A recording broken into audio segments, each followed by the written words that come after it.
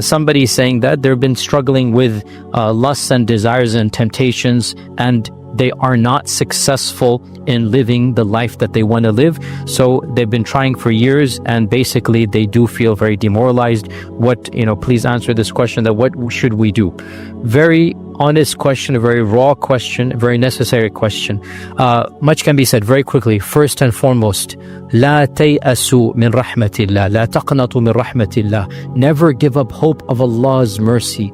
Your fallibility should never impact your belief in Allah's perfection and infallibility, right? Your shortcoming should never shake your iman in Allah's forgiveness. The two are separate things. You are human, Allah is divine. So you acknowledge your shortcoming and affirm Allah's perfection. Point number one.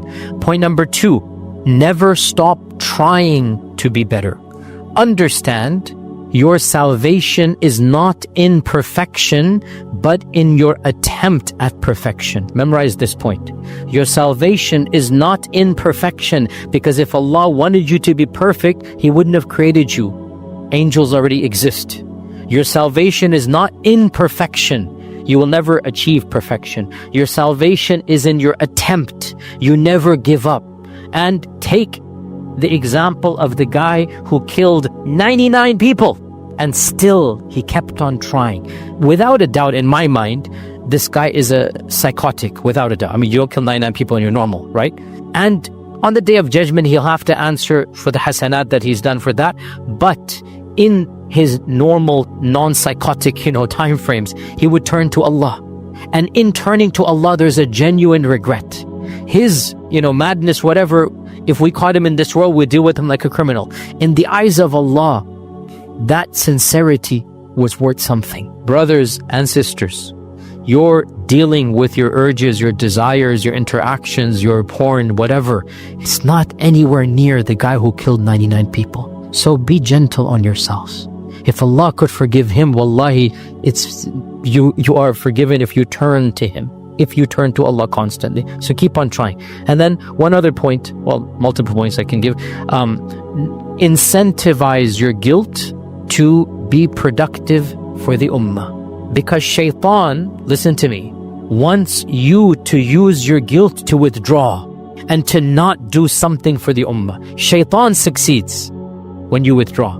If you feel guilty and you're like, because I am committing these sins, I'd better do something I wouldn't otherwise do. Let me go and give some charity. Let me find some orphan somewhere. Let me volunteer in some capacity in the masjid. Clean the halls. Do something you wouldn't do otherwise, right? Incentivize your guilt to do something productive. You've won, shaitan has lost. And you never know. Perhaps that deed of cleaning the hall will be much more precious to Allah than 1,000 of your lapses. That one deed, just like the prostitute who fed that dog. This is the classic example for you. A lifetime of sins, but one deed that only Allah was aware of. She felt guilty and she this is a hot day, I'm dying of thirst, let me feed this dog here. And Allah forgave a lifetime of sins. Wallahi, you are better than that, if you keep on doing good deeds, okay? Final point I'll say, and that is, listen, I do genuinely feel for your generation. I mean, me personally, I thank Allah that I was raised in a generation that did not have the internet, it did not have this reality. I have done enough studies and listened to enough TED Talks to realize this is a crisis of your generation that humanity has never faced. The New York Times, subscribe to the New York Times, and The Economist and a few others, you should subscribe to them. The New York Times had an op-ed 2 days ago. The New York Times, just remind me of this question, that I forgot the title, but it was basically like, it's time we talked about the dangers of porn. And the whole op-ed was like, we're ignoring this, pretending it doesn't affect us. It's affecting the entire society. This is a non-Muslim writing for a non-Muslim audience, right? So don't think you're alone in this. People are understanding this is a problem. So don't lose hope. Turn to Allah. Incentivize for good. Keep on trying. One final point. Insha'Allah, it does get better and easier with age if you strive for being better and you strive to lower your gaze and find a spouse and live a righteous life, then humans are humans. When you're 20 is not the same as when you're 40, 50, 60. So it does get better, but don't let shaitan cause you to withdraw from society, because that is a loss for the entire ummah. I hope that answers that question. Question here, again on a similar gender issue, no problem. I don't mind any question that is a sensible question. Somebody saying that they've come to the realization that they're attracted to the same gender and they are now very confused what is to be done. Response is very simple. I've given this multiple lectures as well. Number one, you are no less of a human, much less Muslim, because of same-sex attraction. Your iman is not any different than the iman of the other person. Your attractions are not under your control. So your Islam, your iman is not affected, much less your humanity. You do not need to feel guilty for an urge. Having an urge, having a desire, makes you no less human, much less no less Muslim. However, not all urges should be acted on. So the first question was, the person is finding it difficult to not interact with the opposite gender. Second question is finding it difficult to not have gazes for or lust for the same gender. The concept is the same, and Allah subhanahu wa ta'ala is not going to criminalize you for an urge, but you are asked to control the urge. So if it is opposite sex attraction, then the controlling is done basically by controlling yourself till you get married and having a halal partnership. If it is same sex, in this case, depending on the level of your attraction, if you have both, which is the common norm, bisexuality, or you have possible attraction to the opposite gender, then find a spouse that inshallah ta'ala will help you, because achieving some modicum of peace and a companionship is better than none. However, there are those people that are absolutely not attracted to the opposite gender, in which case we say to you, Allah has tested you. Allah will reward you for controlling yourself. Your controlling of your desires is inshallah your path to Jannah. But we must be clear, you're not allowed to act on these urges. And acting upon these urges is sinful. And even if you act upon them, you're still a Muslim, but this is a major sin. Turn to Allah in repentance. Hide your sin. Do not tell other people about it. Do not justify it. Turn to Allah. You're welcome in all of our masajid and communities until you begin preaching to other people and justifying it. If you're selling drugs in the masjid, you're not welcome in the masjid. So if you're justifying haram, then you're not welcome. But if you're living a private life, nobody knows about it, I will advise you generically, turn to Allah, but it's not my business what you're doing privately. Meaning in terms of when I say it's not my business, I mean knocking on your door and figuring out what you're doing. Private sins are private. And if you have a private sin between you and Allah, but I will tell you, don't have a private sin. But it's not my business to find out your private sin. Is that clear? So don't let the extremists on all sides get to you. We have extremists on all sides. The moderate path, urges are beyond your control. Not all urges should be acted on. So if this is an urge that exists, don't act on it. And even if you do, don't tell other people. Ask Allah's forgiveness. Strive for perfection. And try to find a halal way through a partner to do that, inshallah. Final question we'll do, a very sensitive one, but hey, that's exactly why we're in this class. I don't have any taboos when it comes to topics, as long as it's sensible. Some of the questions are jokes or whatnot, so I mean, up to you guys, but act your age, guys. I mean, have reasonable questions, but this is a sensitive question. I'll combine 2 or 3 of them, which is that what do you think about working with governments and, Muslim clerics have been appointed to, positions by the current administration, etc.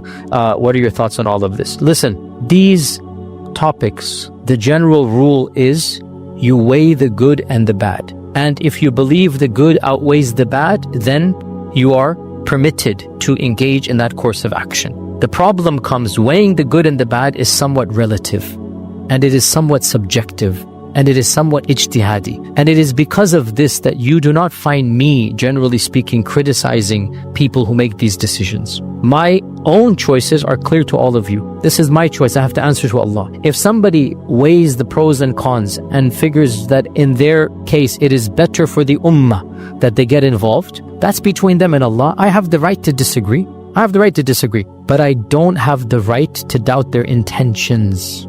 I don't have the right to demonize them when they have a track record of benefiting.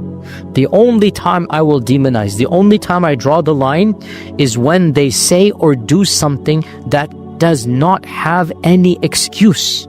And the example that I've given multiple times are those scholars in other lands who have justified repression and tyranny and the murder of civilians, given fatwas to engage in massacres against civilians that are protesting. I'm sorry, there is no two interpretations there.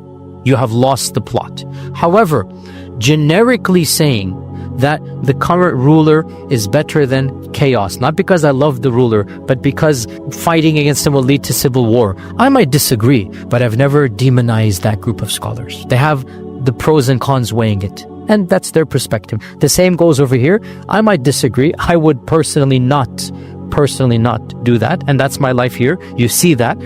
Not that they would ever offer me, but inshallah I would never do that. But those that choose to do so, if their track record is overall positive and they're demonstrating love for the ummah and they have contributed to the ummah, even if I disagree, we should find an excuse for them and say they believe that position might benefit the ummah in some ways, and that's their ijtihad and position, and I don't have to agree with it, but I don't have to demonize. I can disagree. We disagree without opening hearts, without, making them into evil people. This is what I'm asking you to do. Look at track records and look at overall agendas. Now, by the way, some people, their track records and agendas are pretty negative. I'm not talking about specific, generically I'm saying. Then, yes, the believer is not stung by the same hole twice. There's a hadith. The believer is not stung from the same hole twice. When you see track records are evil of certain people, well, then it's okay to, I'm saying certain people, not any one particular person, okay? So bottom line, this is an area that's very ambiguous, very gray, and to err on the side of caution is better. So I keep my tongue clean and I keep my heart as pure as I can, and my lifestyle shows you my own priorities and agenda, and whoever has difference, they have to answer to Allah. We have better things to do than to nitpick and criticize and demonize. Concentrate on yourself and your own faults, and even if you disagree with adab and politeness, especially to those whose overall track records are positive and who have brought much more benefit to the ummah. Everybody has weird opinions. I got weird opinions. Everybody does. You wouldn't be human if you didn't, right? So if the overall positive is more, bismillah, agree to disagree with adab.